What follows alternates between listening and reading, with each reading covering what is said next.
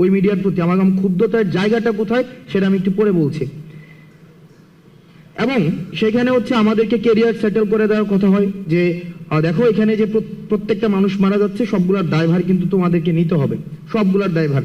কিন্তু আমি আসিফ নাহিদের সাথে আমাদের যোগাযোগ হয় না, কারণ আমাদের ফোন ছিল না। আমরা বারবার চেষ্টা করছিলাম আমরা যোগাযোগ করব, আমরা কোনোভাবেই তাদেরকে আমরা সংযোগ করতে পারছিলাম না।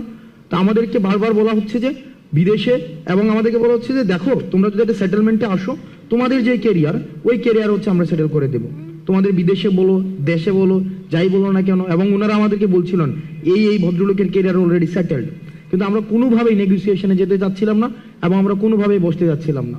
তো সর্বশেষ আমাদেরকে ওই দিন আমি হাসিবকে নিয়ে আসি, কারণ আমি কোনোভাবেই আমি বিষয়টাকে যে কিভাবে অ্যাড্রেস করবো, তো হাসিব আমার সাথে ফোনে যোগাযোগ করে হাসিব নিয়ে আসে। হাসিব যেহেতু মাদ্রাসার স্টুডেন্ট ছিল, হাসিবের প্রতি আরো বেশি তাদের ক্ষোভটা বেশি ছিল।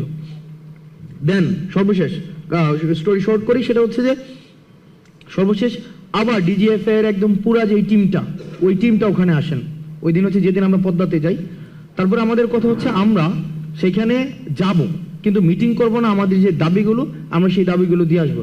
সেখানে সার্জিস আমাকে বলে যে দেখো ওনারা যেহেতু বলছেন মিডিয়া সেখানে আসবে, সুতরাং আমরা অন্তত মিডিয়ার সামনে আমাদের যেই বর্তমান পরিস্থিতি সেটা আমরা উপস্থাপন করতে পারবো।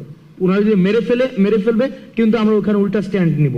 তখন আমরা ওই সিদ্ধান্ত নিয়ে আমরা পদ্মাতে যাই, কিন্তু আমরা একটা মিনিটের জন্য ওনাদের সাথে আমরা কোনো বসি নাই। আমরা 8 দফা দাবি, 9 দফা থেকে 8 দফা আসছে, সেটাকেও ওনারা কেটে দিয়েছে, সেটাকেও ডিজিএফআই নিজে কেটে দিয়েছে। এবং আমাদেরকে যখন আমরা আসছি নিচে আসার পর আমরা দেখলাম মিডিয়ার এখানে যারা যারা আছেন এই ক্যামেরাগুলোর লোগো সহ মিডিয়া, তাদেরকেও আমরা সেদিন সেখানে দেখেছিলাম।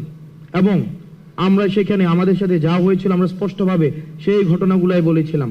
দুঃখজনক হলেও সত্য, আবার যখন আমাদের সেই ফোনে নিয়ে আসা হয় আমরা দেখেছি ডিজিএফআই ফোন দিয়ে সেটাকে ইন্টেনশনালি এই প্রত্যেকটা ভিডিওকে কাট করেছে।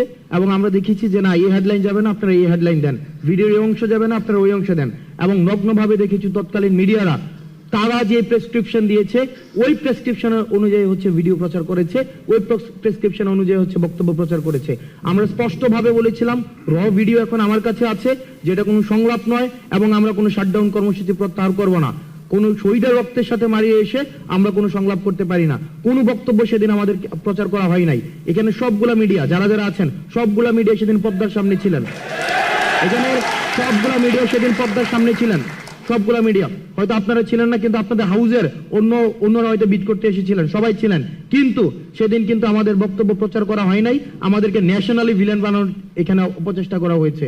এবং ওই 2 দিন আমরা ওই সেফ হোমে বসে বসে দেখেছি যে মিডিয়া আসলে মিডিয়া হাউস থেকে নিয়ন্ত্রণ করা হয় না, এটা গণভবন থেকে প্রেসক্রিপশন দেওয়া হয় এবং প্রত্যেকটা জিনিস ডিজিএফআই নিয়ন্ত্রণ করে।